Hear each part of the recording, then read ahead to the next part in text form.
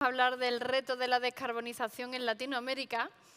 Va a moderar el debate Javier Ronchel, que es director de Huelva Información desde 2021, periódico en el que lleva más de 25 años y donde ha desarrollado toda su carrera profesional. Es curioso porque es el primer director nacido en Huelva del Huelva Información. Y además de este premio para ese periódico y para el mismo, tiene otros muchos, como el premio Huelva de Periodismo, por ejemplo. Junto a él van a entrar en el escenario Mónica Gasca, presidenta de la Asociación Colombiana del Hidrógeno y secretaria general de la Alianza Latinoamericana y del Caribe del Hidrógeno. Jugó un rol fundamental como asesora en el Ministerio de Minas y Energía de Colombia, donde lideró iniciativas clave como la estrategia de hidrógeno o la modernización del sector eléctrico. Junto a ella se va a sentar Daniel Camac, que fue viceministro de Energía en el Ministerio de Energía y Minas del Perú y gerente de regulación de generación transmisión Enosynergy. En la actualidad ejerce como presidente de la Asociación Peruana de Hidrógeno. Tiene amplia experiencia profesional. Este doctor por la Universidad de Río de Janeiro, ingeniero por la Universidad de Chile y máster en Administración de Negocios. Y por último, va a entrar Javier Bonilla, que es fundador y presidente de la Asociación Costarricense de Hidrógeno, 30 años de experiencia en formación profesional y 8 en investigación sobre el hidrógeno como vector energético, ingeniero industrial, también profesor en la Universidad de Costa Rica. Muchas gracias. Pueden comenzar, que disfruten. Bueno, después de esta presentación tan extensa, creo yo que va a sobrar que hagamos una nueva presentación. Lo que sí queremos es dar las gracias a todos los asistentes. No son horas propias de estar aquí, pero de verdad gracias por el interés y porque realmente esta mesa y estos panelistas que tenemos con nosotros pues van a aportar ideas de mucho interés, como digo. Por remarcar simplemente, Mónica Gasca Rojas, que es presidenta de la Asociación Colombiana de Hidrógeno y secretaria general de la Alianza Latinoamericana y del Caribe del Hidrógeno. Javier Bonilla Herrera, lo tenemos en el otro extremo, presidente de la Asociación también de Hidrógeno de Costa Rica. Y Daniel Camac, que le tenemos aquí en el centro, presidente de la Asociación Peruana de Hidrógeno. Como ya han escuchado también, son personas con mucha experiencia en distintos ámbitos, tanto en lo público como en lo privado, y creemos que muy acertadamente nos pueden dar una visión que, para empezar, es lo que les pediría, que nos explicaran quizás un poco en qué estado se encuentra ahora el proceso de descarbonización en el continente, y también si hay ahora una apuesta o detectan que hay una apuesta decidida en ello. Entonces, en cada país, también por la globalidad, podemos después también incidir un poquito más ahí. Mónica. Bueno, muchísimas gracias. Me encanta que este año el Congreso tenga una sección de Latinoamérica. Nosotros en nuestro territorio hemos estado muy hábiles y muy rápidamente desarrollando el tema del hidrógeno y los derivados, porque tenemos lo que se necesita como región para producir el hidrógeno verde, las energías renovables, la tierra, el personal capacitado, el agua. Entonces, todos los países yo creo que hemos estado desarrollando este nuevo ecosistema. En la región ya hay una alianza que se llama la Clean Hydrogen Action, en la cual estamos 8 países desarrollando, compartiendo iniciativas, compartiendo aciertos, pero también errores que hemos tenido en el desarrollo. Y también pensando cómo dentro de nuestra región hacemos una descarbonización con el hidrógeno y los derivados que podemos producir. Todos los países empezamos pensando, vamos a exportar esto al mundo, vamos a ser el nuevo Saudi Arabia de la energía en un futuro, pero también tenemos que mirar hacia adentro y decir, bueno, ¿cuáles son las industrias que nosotros tenemos que descarbonizar? A través de la Clean Hydrogen Action, nosotros firmamos en la COP28 un memorando de entendimiento y un grupo de trabajo con la Asociación de Cemento y la Asociación de Acero de Latinoamérica para descarbonizar estas industrias, como los primeros off-takers de ese hidrógeno y las primeras industrias que se descarbonicen con este hidrógeno. También hacemos mucho en temas de conocimiento, tenemos un evento, tenemos webinars, porque lo que vemos en Latinoamérica es que ahí la oferta se está moviendo muy rápido.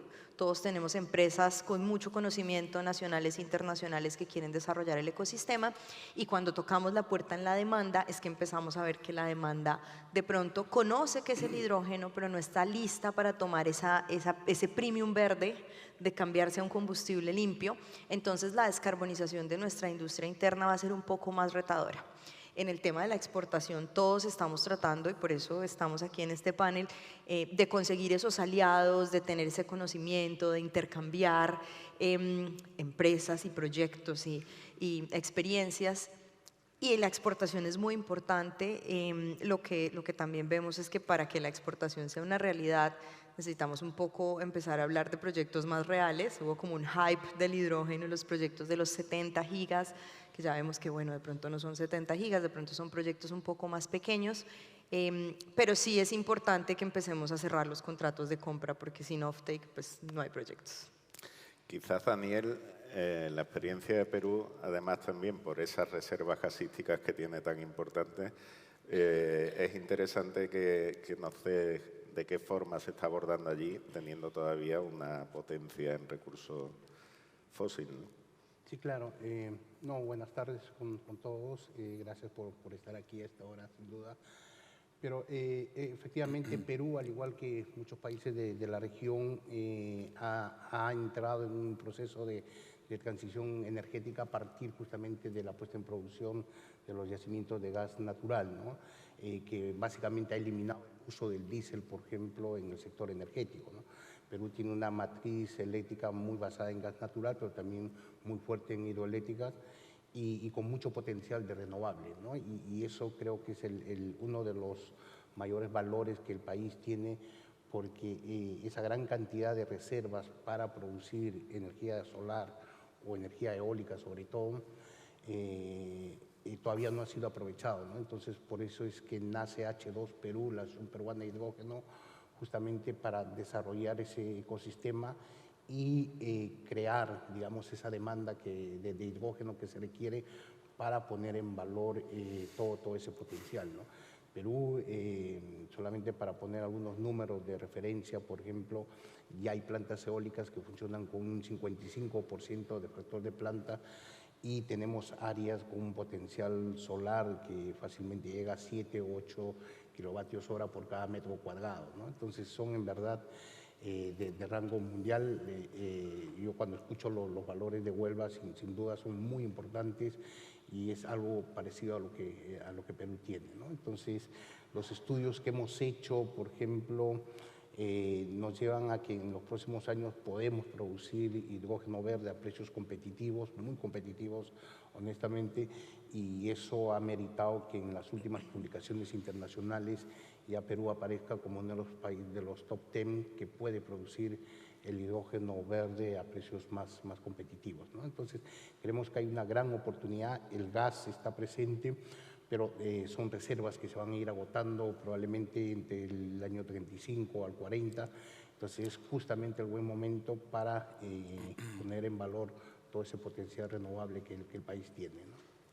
Quizás tienen ahí incluso una oportunidad, por esa presencia todavía importante del gas, de hacer una transición también para ir cambiando ese color gris del gas inicial a uno más... Efectivamente, ¿no? De hecho, ya ha habido procesos de transformar el hidrógeno gris en algunas refinerías para producir hidrógeno a partir del gas natural con secuestro y captura de CO2, ¿no? Ya algunas refinerías lo están haciendo. Creo que va a ser importante transitar. De hecho, nuestra regulación que recientemente se ha aprobado también considera dos tipos de certificaciones, ¿no? Uno para el hidrógeno verde producido a partir, obviamente, de proceso con energías renovables, y el hidrógeno de bajas emisiones que no debiera superar los 3.38 kilogramos de CO2 por cada kilogramo de hidrógeno producido. Entonces vamos a tener estos dos tipos de certificaciones justamente para que en el proceso de transición podamos ya de una vez descarbonizar varios sectores de la economía, sobre todo el transporte, que es quizás uno de los sectores que en Perú es el que más emisiones genera, ¿no? Javier, tú tienes experiencia también en el sector del transporte, precisamente. Costa Rica también está situado estratégicamente, está aprovechando esa oportunidad también para la transición energética, lo está empezando a aplicar, o como también hemos tenido oportunidad de hablar, todavía no se pueden alcanzar niveles de producción de coste competitivos. Sí, bueno, primero, buenas tardes y muchas gracias por estar acá presentes. Sabemos que es una hora un poco complicada ya, estas últimas horas del Congreso, del Día del Congreso. Primero, agradecerles a la organización por la invitación a participar acá, porque nos permite un poco transmitir lo que estamos haciendo al otro lado del océano, ¿verdad? En el caso de Costa Rica, como bien lo indica Javier, nosotros, no sé si saben, Costa Rica tiene una matriz eléctrica prácticamente 98% renovable. Ya tenemos 5 años de tener una matriz eléctrica muy renovable, cosa que es una ventaja para Costa Rica porque no tenemos que preocuparnos por descarbonizar la energía, sino que tenemos que irnos a otros segmentos, segmentos industriales que realmente requieren esa descarbonización. Entonces nos hemos abocado, basados principalmente en la estrategia de hidrógeno verde que se oficializó en julio del 2023. La estrategia establece 3 ejes principalmente. El primer eje precisamente es producir hidrógeno para utilizarlo de manera doméstica o local en temas de descarbonización del transporte y pensando principalmente en el transporte pesado, autobuses y transporte de carga. El segundo eje, bueno, es un eje que es muy importante también porque lo que permite es que Costa Rica no solo piense en producir hidrógeno, sino que se convierta en un hub tecnológico de la región, tecnológico y de innovación. O sea, es una estrategia que está pensada en función no solamente de producir y utilizar el hidrógeno, sino que ir un poco más allá, como se ha tratado en este Congreso, de no solamente explotar o explorar una parte de la cadena de valor del hidrógeno, sino que lograr una mayor magnitud de eso. Es importante también agregar que Costa Rica, al igual que muchos países de Latinoamérica, tienen digamos, una ruta bien definida en temas de descarbonización. Y lo digo porque, por ejemplo, Costa Rica tiene política pública que promueve la descarbonización de la industria y el transporte. El problema que tenemos es que, y se ha hablado también acá, la descarbonización por sí misma como que no tiene mucho sentido, sino que tiene que llevarse paralelo a una serie de medidas también de política pública en la que el empresario o el industrial pueda descarbonizar su proceso productivo, pero que a la vez tenga una rentabilidad asegurada, ¿verdad? Entonces, una de las cosas importantes y por las cuales creo yo que atravesamos, en este caso Costa Rica y muchos de los países de Latinoamérica, es que en realidad el hidrógeno todavía no es un vector energético que nos permita esa competitividad para poder descarbonizar, en el caso nuestro, el transporte. Entonces, de ahí que tenemos que seguir trabajando en política pública, pero también en generar las acciones y generar el terreno propicio para que se dé realmente esa descarbonización a partir del hidrógeno. ¿Y no se está viendo ahora la oportunidad también de que se transforme industrialmente el continente y algunos países específicos por esas cualidades que tienen para producir moléculas verdes y que sea una oportunidad también para reindustrializar un poco o potenciar la industria en el continente? Y os añado también el hecho de que haya llegado ahora Donald Trump a Estados Unidos, esté cambiando un poco la política energética, también vosotros por vecindad lo podéis ver también como una oportunidad que puede tener el hermano del sur respecto al norte. Cualquiera de nosotros. Bueno, tal vez para nada más agregar algo muy corto. Nosotros en Costa Rica, por lo menos, hemos tratado de ser independientes en la toma de decisiones en el tema de energía, porque si bien es cierto, y como les comentaba, la matriz eléctrica es un 98% renovable, ya la matriz energética, o sea, el conjunto de toda la demanda de la energía, ese 98% solo representa un 30% de la matriz energética. Entonces, yo pienso que en esto todos los países tienen que ser independientes para tomar sus propias decisiones, y así lo hemos hecho en el sentido de que vamos fuerte con la descarbonización del transporte y la industria. Tal vez por ser un país pequeño no hay tanta influencia en la política exterior como si lo tienen países un poco más grandes. Entonces creo que en ese sentido tenemos la ventaja de que podemos, o la administración puede tomar decisiones que no le afectan tanto otras decisiones de países más grandes.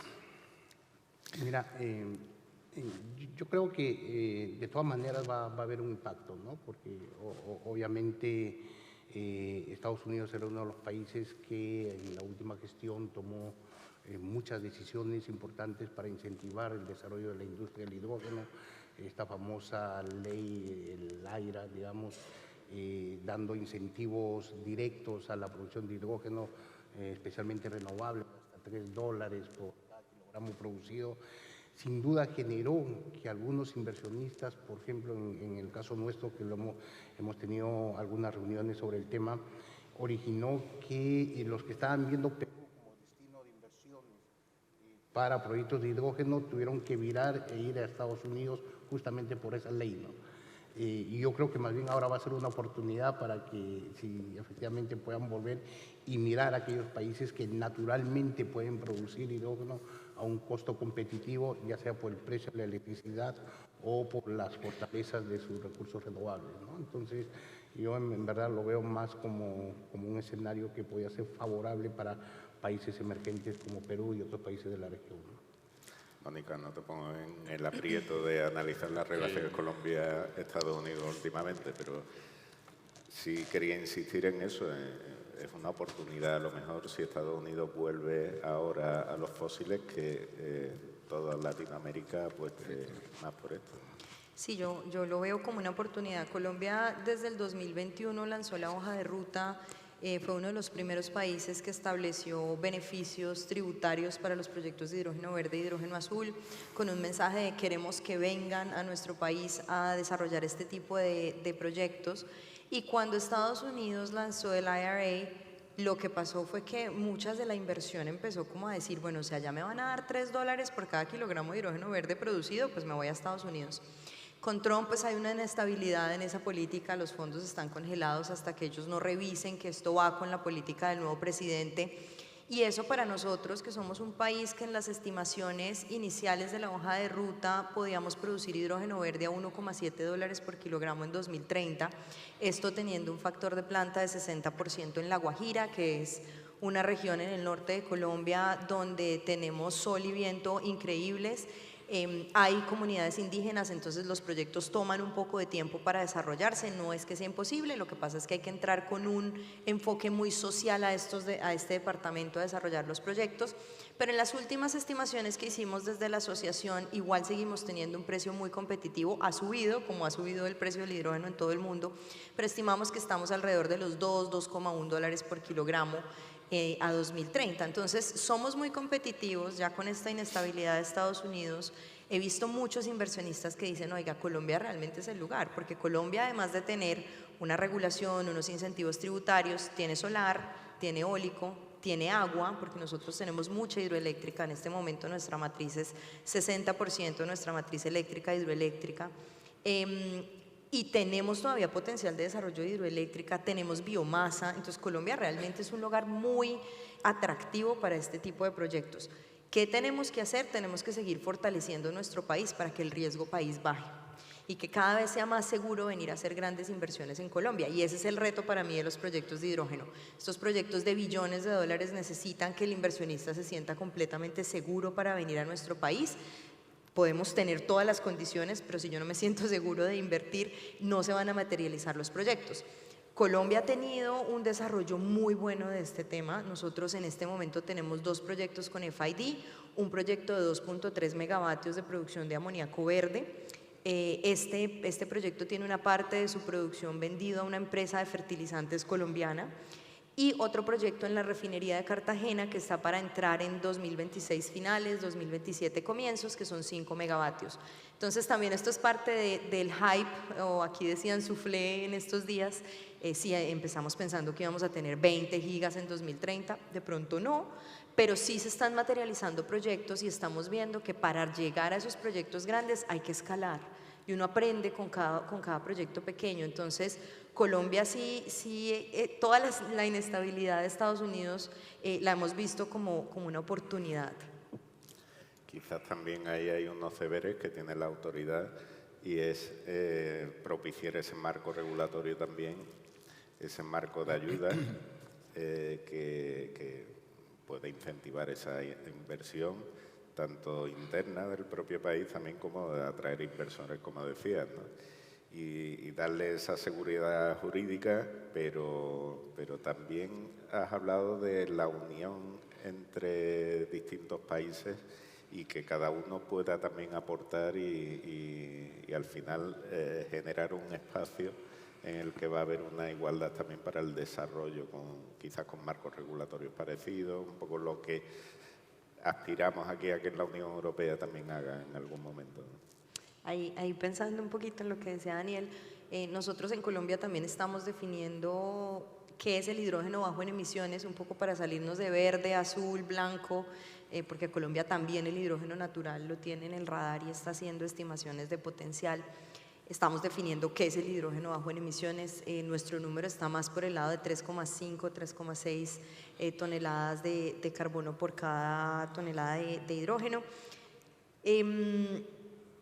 Hay que empezarnos a unir como países, ¿no? Y sería más fácil si todos tuviéramos una misma certificación, un mismo valor de hidrógeno bajo en emisiones, para que al final el comercio entre nosotros fuera más fácil, porque al final nos vemos todo el tiempo en este tipo de eventos y podría ser más fácil la coordinación.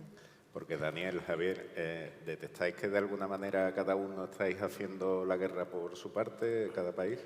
Sí, yo creo que hay mucha convergencia porque honestamente coordinamos mucho, ¿no? A través de, por ejemplo, este tipo de eventos o otras reuniones que tenemos a través de las asociaciones, además a través de todo este gran conjunto latinoamericano que existe. No obstante, cada país tiene que avanzar también con su ritmo, ¿no? La verdad, Perú es un país donde muchas empresas globales operan en los diferentes sectores productivos, ¿no? En la minería, hidrocarburos, energía, acería, cemento, ¿no? Entonces, algo que hemos aprendido en todos estos años es que sin regulación explícita nadie invierte. Entonces, a diferencia quizás de algunos países en la región, nosotros desde H2 Perú nos hemos enfocado en hacer propuestas regulatorias, ¿no? Entonces, a finales del año 2022 hicimos la propuesta de la ley del hidrógeno que se aprobó este año, ¿no? Por el Congreso de Perú. Entonces, Perú tiene una ley explícita del hidrógeno.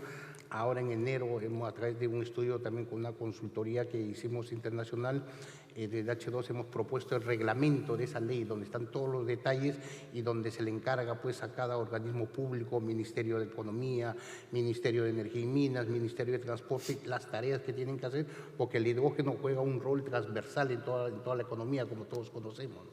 Entonces hay necesidad de actuación de las distintas instancias públicas, ¿no? Y ahora estamos trabajando también con los responsables de las normas técnicas, todo lo necesario de las normas técnicas y de seguridad, sobre todo, para que la industria pueda funcionar. Entonces, este año Perú debiera completar todo el arreglo regulatorio, por decirlo de alguna manera, que se requiere para que el inversionista tenga las reglas suficientemente claras y hacer las inversiones, ¿no? final se trata de crear también un espacio colaborativo, ¿no? Y quien no tenga capacidad industrial para asumir esa producción que se pueda generar, sí se puede llevar a otros sitios, ¿no? Sí, sí, efectivamente, ¿no? Creo que, a ver, todas estas experiencias regulatorias en realidad también las hemos basado en lo que existe en el mundo, ¿no? Entonces se aprende bastante con regulaciones ya existentes, ¿no? Y obviamente todo este trabajo de detalle está a disposición de todos los que quieran ver. Tenemos una página web donde está toda esa información, ¿no? Y poder compartir, digamos, esas experiencias. El tema regulatorio en países como Perú, la verdad, es muy crítico y muy relevante para que la gente pueda optar con confianza a hacer inversiones. Y Javier también, no sé si Sí. quieres aportar, pero te añado, ¿de qué forma también se está trabajando en cada país también para potenciar la formación y la investigación en estos campos, también para desarrollar también una propia industria tecnológica enfocada a esto, ¿no? Sí, bueno, tal vez para agregar algo a lo que dice Mónica y Daniel con respecto a la regulación, que a mí me parece que es un tema que todavía en Latinoamérica, los países de Latinoamérica y Costa Rica no es la excepción, tenemos un reto bastante grande, y es que hemos creado algún tipo de sistema regulatorio, pero falta todavía. O sea, falta darle más seguridad jurídica a las empresas que quieran ir a invertir en producción de hidrógeno. Al igual que otros países que ya tienen su ley, Costa Rica ha tenido, digamos, política pública, como lo dije anteriormente, relacionada con los temas de descarbonización, que también incluyen el hidrógeno como una alternativa más para descarbonizar la economía. Pero definitivamente creo que es un reto que tenemos de cimentar o dejar bien claro ese tema. A nivel de Latinoamérica, bueno, se ha creado una organización que 14 países han firmado, que es CERTILAC. CERTILAC es una organización a nivel latinoamericana que está haciendo un trabajo muy interesante en lo que es el certificación de origen del hidrógeno, ¿verdad? En cuanto a contenido de carbono. Y bueno, eso va a ser muy importante para poder regular principalmente aquellos países que están pensando en exportar el hidrógeno a otras partes del mundo. Sin embargo, creo que todavía para Latinoamérica es un reto bastante importante el tema de regulación. Y con lo otro que vos anotás sobre el tema de la formación y capacitación, yo creo que voy a hablar por Costa Rica. En este caso, nosotros en Costa Rica, sí, ese es un tema que lo hemos tomado con mucha, ¿qué se puede decir? Con mucho interés, ya que consideramos que si no tenemos el talento humano preparado para dar sostenibilidad a los futuros proyectos de producción de hidrógeno y uso de hidrógeno, el proyecto por sí mismo no se va a sostener.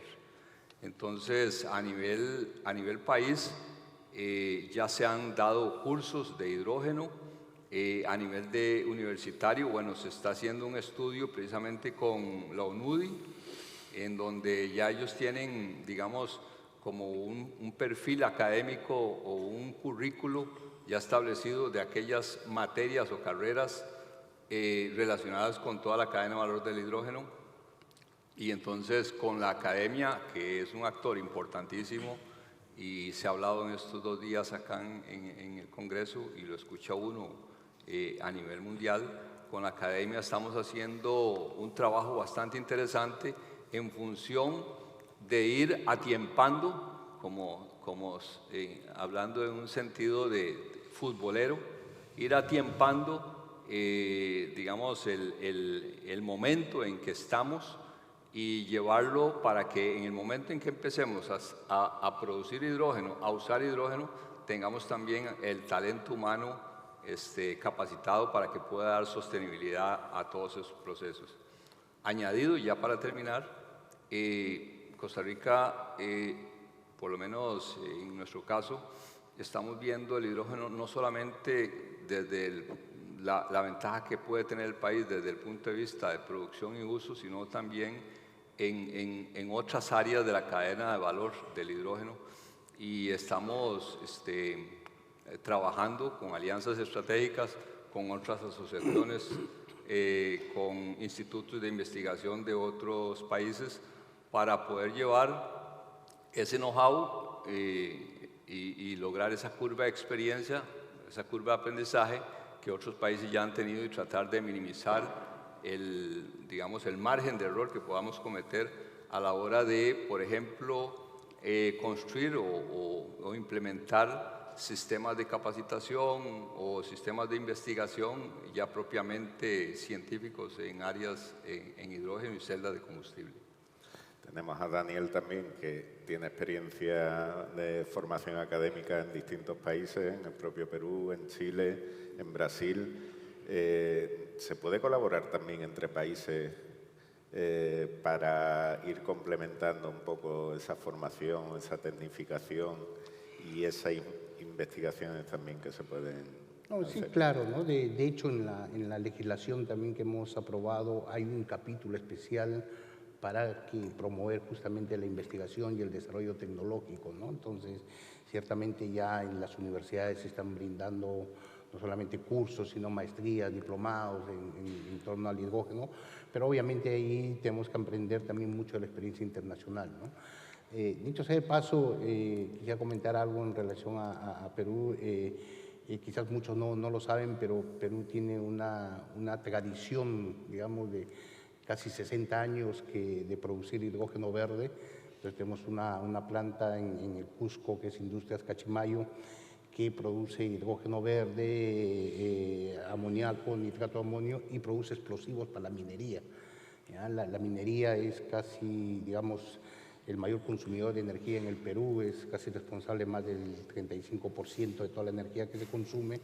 Entonces, esa minería, que además son muchas empresas globales con compromisos de descarbonización, no solamente en el alcance 1, alcance 2, ahora probablemente también en el alcance 3. Entonces, para nosotros, por ejemplo, el sector minero va a ser muy importante en términos de descarbonización para poner en valor toda esta energía renovable, ¿no? Entonces, Perú produce, por ejemplo, ese hidrógeno para producir explosivos a partir del hidrógeno, ¿no? Pero también hay otras empresas que importan el amoníaco para hacer, pero compiten al mismo precio en el mismo mercado, ¿no? Entonces, esa es una clara muestra de que Perú hoy ya produce hidrógeno verde de manera competitiva. Es una planta que tiene 27 megavatios con 7 electrolizadores, ¿no? de la época.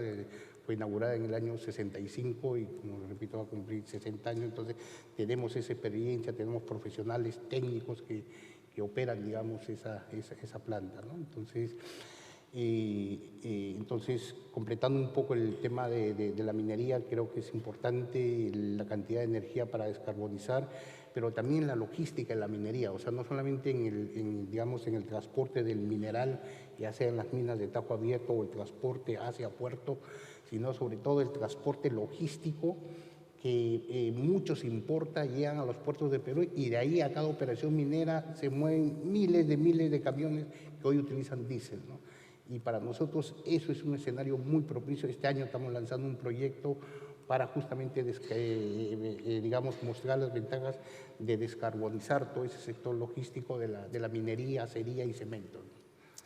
Y también lo importante que es en el sector logístico también de buques, ¿no? De embarcación marítimo, que ahí tienen también una oportunidad, porque quiera o no, Latinoamérica está también en una posición muy estratégica, algunos países más, Panamá muy específico, pero sí es verdad que a lo mejor tienen ahí otra oportunidad, ¿no?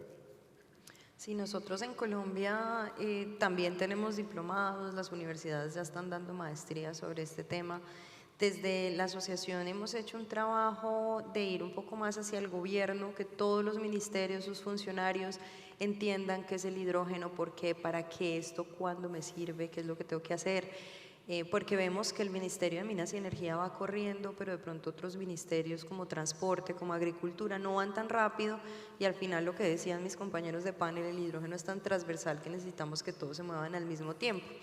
El otro tema muy importante en capacitación es la demanda. Si hacemos hidrógeno, pero nadie nos lo va a comprar porque al final, pues yo por qué voy a pagar el hidrógeno más caro si lo que llega a mí, por ejemplo, cuando produzco vidrio o cuando produzco fertilizantes, es una molécula que al usarla no tiene emisiones. El que hace las emisiones es el que produce el hidrógeno, que en muchos de los casos en Colombia es un hidrógeno o un amoníaco importado. Entonces el tema de la negociación con la demanda es un poco más complicado, por eso hemos estado mirando el tema de capacitarlos, pero también el tema de analizar cómo hacemos contratos por diferencia para la demanda, que ellos puedan cerrar ese gap y ese diferencial de precio. Siempre es importante en los países latinoamericanos tener en cuenta que nosotros no tenemos el dinero para subsidiar este tipo de tecnologías, entonces lo que hacemos es juntarnos mucho con la cooperación internacional. En este momento en Colombia estamos desarrollando un facility de financiamiento que es un lugar o un fondo donde las multilaterales y algunos países que están apoyando a Colombia en el desarrollo del hidrógeno pueden venir a dejar sus recursos y a partir de ahí vamos a hacer unas subastas para apoyar algunos proyectos desde la oferta y desde la demanda. Todo esto con el fin de que los recursos de cooperación internacional sean implementados un poco más eficiente y de que se ayuden al final los proyectos ganadores y no perdamos tantos recursos de pronto en proyectos que se ve desde el principio que no tienen unas probabilidades grandes de ganar. Y el tema de puertos, de lo que decías, es muy importante en Colombia. Colombia está conectado por el Caribe, por el Pacífico. Tenemos puertos muy importantes en temas de oil and gas, tenemos puertos de containers, de bienes, de carros. Y todos estos están mirando, bueno, ¿cuál es mi descarbonización para el tema de puertos? Y ahí tenemos todos los servicios, los servicios de transporte en puertos que pueden ser a través de hidrógeno y para ellos el mundo de la energía pues es completamente nuevo. Entonces hay que coger estos agentes que no han estado muy cercanos a la energía y no solamente hablarles de hidrógeno, sino de, oiga, este es el mundo de la descarbonización con los energéticos, con la electrificación, con la eficiencia energética, el hidrógeno en algunos de los casos y acercarlos un poco para que el tema de la descarbonización pues sea lo más importante para ellos y estemos ahí como un jugador estratégico. Está claro que un tema es poder asumir también esa producción que se pueda generar y por precios también competitivos, pero después también hay otra parte que es cómo exportar lo que se pueda producir, si es que se puede llevar más allá. Están explorando también, avanzando, de qué forma exportar, tener esa capacidad también para hacerlo. Pues nosotros desde Colombia sí. Empezamos en un trabajo muy grande con Alemania hace unos años, con el Reino Unido también, que fue el país que digamos que patrocinó el desarrollo de nuestra hoja de ruta. Hemos trabajado con Holanda muy de cerca en cómo vamos a llevar los derivados o el amoníaco o el hidrógeno hasta los puertos, pero yo creo que aquí hay un factor muy importante y es el cierre de los contratos desde el lado del off-taker. Si yo voy a hacer un proyecto en Colombia, pero nadie me va a firmar el contrato de que me lo va a recibir en un país europeo, es muy difícil el cierre financiero. Y lo que vemos cuando venimos a Europa es que las empresas no están firmando esos contratos y ahora en particular pues Alemania está haciendo todo a través de H2 Global. Que esto es muy bueno porque son unas subastas que digamos que le dan eficiencia a los procesos, pero demora también más porque hay que esperar a un llamado, hay que el gobierno tiene que poner una plata, entonces la demanda se está demorando un poquito y esto está haciendo desde el lado positivo que los proyectos de consumo local avancen un poco más rápido que los de exportación, en Colombia en particular. Sí, mira, por el lado de Perú tal vez comentar de que el año pasado en particular, por ejemplo, hemos inaugurado un nuevo puerto que es, digamos, la más grande salida del Pacífico. En realidad son inversiones de empresas chinas, estuvo incluso el presidente de China inaugurando este puerto, pero digamos tiene una capacidad enorme para exportación, ¿no? Y otro puerto del mismo tamaño se va a comenzar a construir también en el sur del Perú, que va a ser, justamente el sur del Perú probablemente va a ser el hub donde se va a concentrar la producción y consumo de hidrógeno. De hecho, los estudios para desarrollar un valle del hidrógeno también es en esa misma zona, ¿no? Entonces, por ahora tenemos infraestructura digamos, en términos de puertos para tener todas las facilidades para exportar hidrógeno, ¿no? Pero ciertamente aquí ya tienen que aparecer los off-takers. Hay de hecho 2 proyectos grandes, uno de una compañía española que está en Perú, que ellos están viendo, por ejemplo, un desarrollo de 6.000 megavatios, ¿no? Para producir amoníaco y probablemente exportar amoníaco. Y hay otra empresa sudafricana que también en la misma región está hablando de un proyecto de 2.000 megavatios, ¿no? Entonces, sí son, justamente por el tamaño del potencial que tiene Perú, normalmente van a ser proyectos que en su gran cantidad va a ser más para exportación y probablemente destinar lo que el consumo interno va a necesitar, pero que no va a ser mucho, y va a ser básicamente exportación, ¿no? Nosotros en el caso de Costa Rica hemos pensado un poco más egoístas, ¿verdad? En realidad, Costa Rica no tiene la capacidad, por lo menos inicialmente, de pensar en exportación. Más se ha pensado en lo que es como lo dije al principio, la producción de hidrógeno para consumo nacional. Hay muchas aplicaciones que están deseando que llegue el hidrógeno competitivo en función de precio para poder descarbonizar. De hecho, Costa Rica tiene una tradición muy interesante que yo lo he contado en algunos foros, y es que creo que en Latinoamérica somos el segundo país en cantidad de vehículos eléctricos a baterías per cápita, porque empezamos a muy temprana edad, por llamarlo de alguna forma, a incursionar en temas de vehículos eléctricos. En el 2010, 2011 ya estábamos hablando de vehículos eléctricos. En este momento la flotilla de Costa Rica es pequeña, tal vez de una ciudad como Bogotá, 1,5 millones de vehículos, pero tenemos de ese 1,5 millones ya casi 30.000 vehículos eléctricos. ¿Me escuchan? Creo que se me fue. Sí se escucha, perdón. Entonces,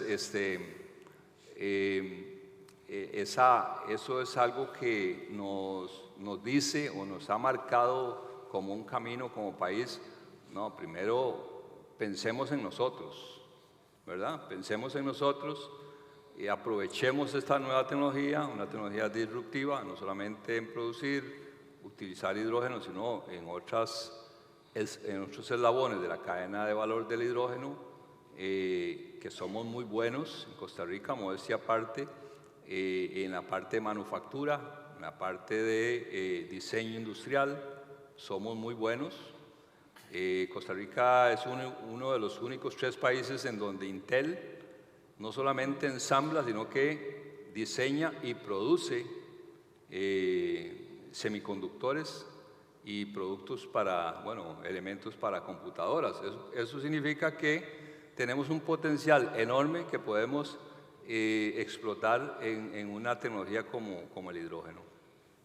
Y pensando ya a largo plazo, lo que hemos por lo menos soñado es que cuando Colombia desarrolle la tecnología y ya esté lista para exportar, al igual que Chile, que son los que se visualizan que van a tener por lo menos esa fase ya más adelantada en un futuro, aprovechar que tenemos 2 puertos, uno en el Atlántico, otro en el Pacífico, y los barcos que pasan por ahí, que vienen para Europa o van para otro lado, conectarle ya las tuberías y meter nuestro hidrógeno o nuestro amoníaco o metanol para contribuir con ese volumen que se necesita para ser competitivos a nivel mundial.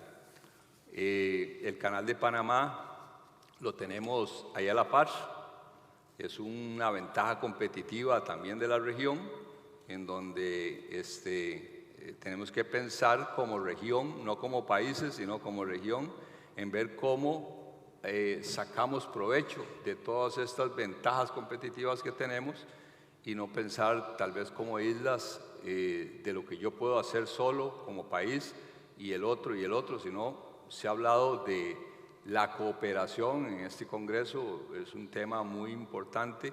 Creo que en Latinoamérica también, ahora lo hablábamos, Mónica, Daniel y yo, que es un reto que tenemos que enfrentar, unirnos para hacer que esto crezca de una manera más acelerada y tratar de brincarnos tal vez algunas fases o pasarlas más rápido con la experiencia de otros países en este caso.